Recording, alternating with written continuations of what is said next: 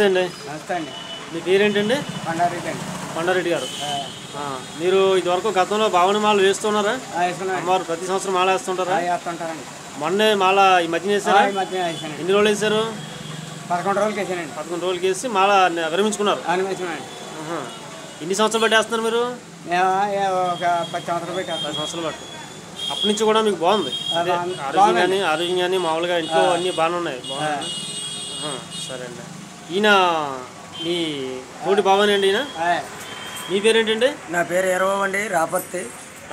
మీరు ఎన్ని సంవత్సరాలు బట్టి వేస్తారు మాల? నేను 15 సంవత్సరాలు బట్టి సుమారుగా వేస్తున్నాను. సీనియారిటీ 40 రోజు చేస్తున్నాను, 20 రోజు చేస్తున్నాను. తర్వాత ఒక 4 సంవత్సరాలు బట్టి పాదయాత్ర చేస్తున్నాను. 4 సంవత్సరాలు బట్టి అమ్మవారు గుడికి. ఎక్కడి నుంచి? రాపర్తి నుంచి విజయవాడ పాదయాత్ర ఒక 5-6 సంవత్సరాలు చేస్తున్నాను. మీరు సింగిల్ గానా మీతో కలిపి? నాతో వేరే భవానీ ఎవరు ఉంటే తీసుకెళ్తున్నాను. వాళ్ళు ఎవరో నిర్ణయించుకుని రాకపోతే నా తను నేనే మీరు వెళ్ళి మీరే ముక్తి చేసుకుని వచ్చేస్తున్నాను. ఈ సంవత్సరం మట్టికి 101 రోజుకి వేసాను. ఇప్పుడు ఎన్నాళ్ళు అవుతుంది మీరు వేసి? ఈ సంవత్సరం ఇప్పుడు 101 రోజు అవుతుందండి వేసి. 101 రోజు అవుతుంది. తర్వాత 101 రోజు అయిపోయింది కదా?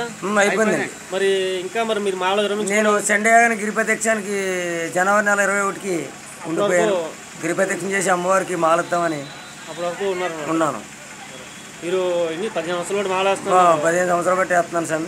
మీకు ఎలా నిర్ణయించుకున్నారు మాల అనేది? నాకు ఇంట్లో ఆరోగ్యం పరంగా కానీ, ఫ్యామిలీ పరంగా కానీ, కుటుంబ సభ్యుల పరంగా కానీ అమ్మవారు మాకు అన్నిటికీ చెప్పి ఇచ్చింది, సుఖం ఇచ్చింది, సంతోషం ఇచ్చింది. తిండికి గుడ్డకి బట్టకి ఏది కూడా లోట్లేదు. ఆ మహాతల్లి పుణ్యమంట ఇవాళకి ఇంకా దీక్ష చేయాలనిపిస్తుంది. జనవరి నెల 21కి గిరిప్రదక్షిణానికి అమ్మవారికి మాలిచ్చి వెళ్దాం అనేసి దీక్ష చేస్తారు. కార్తీక మాసం అయినా కాకపోయినా మీరు ఉదయాన్నే తెల్లవారుజామున లేవాలి. 4 గంటలు లేవాలి, 5 అవతలకు ఒత్తేసుకోవాలి, మధ్యాహ్నం భిక్ష చేయాలి, సాయంత్రం మళ్ళీ 6 గంటల కల్లా ఒత్తేసుకోవాలి. అమ్మవారు ఏదైనా నిష్ఠ నియమంతో ఉండాలి. మాల అన్ని నిష్ఠాధారంగానే ఉండాలి, నిర్ణయముగా ఉండాలి దుర్గాదేవి మాల. కొందరు వ్యక్తులు అదే రకరకాలుగా ప్రవర్తిస్తుంటారు. అటువంటి వాళ్ళు కూడా మాల వేస్తే వాళ్ళు స్థిరపడతారు అనమాట, బాగుంటారు. అంటే రకరకాలుగా అలవాట్లు అయి ఉన్నా వాళ్ళు కూడా మాల వేసుకోవడం వాళ్ళకి బాగుంటుంది. అదే దుర్గమ్మ మాల వేసుకుంటే శాంతపురం కూడా జరిగిద్ది ఆ భవానికి. బాగుంటుందా అండి? జయ భవాని. అయితే మీరు చండీ యాగం వరకు ఉంటారు? చండీ యాగం దాకా డిసెంబర్ నెల 21వ తారీఖుని అక్కడ ప్రత్యక్షానికి దుర్గాదేవి విజయవాడ. చండీ యాగం గత సంవత్సరం వెళ్ళారు కదా మీరు? వెళ్ళాను. బాగుందా? చాలా బాగుంది. గిరిప్రదక్షిణ కూడా చాలా బాగుంది, సంతోషంగా ఉంది.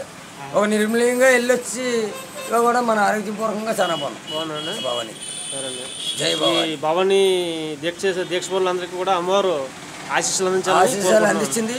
సంతోషంగా ఉన్నారు. మేము కూడా అదే కోరుకుంటున్నాం. మన గ్రామం అంతా కూడా సంతోషంగా ఉంది. జై భవాని.